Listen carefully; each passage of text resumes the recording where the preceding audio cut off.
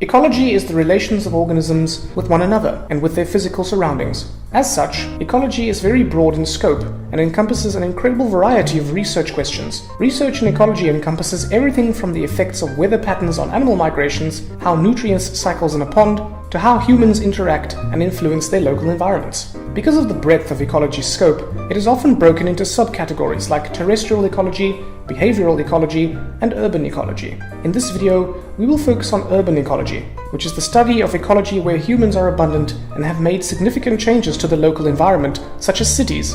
Urban ecology presents unique challenges to the scientists who study it because of the abundant anthropogenic or human influence. These challenges include potentially restricted access to study sites, human interference in these study sites, and the loss of study subjects due to human interference. Another interesting aspect of urban ecology is how fragmented or tiny a study can be. City parks are a great example of fragmented areas. Often, parks are the only available habitat for many species, and so those species can be confined to areas that are widely scattered throughout the city. City parks also tend to be quite small, which greatly limits the size and types of animals and plants that can survive in them. In spite of the challenges, studying the ecology of urban environments allows scientists to ask unique and interesting questions about the world that cannot be addressed in more wild environments. Questions like, how does a bird's song change in a noisy city environment? Or even, what is the best way to preserve an endangered species in an urban park? Are all part of urban ecology.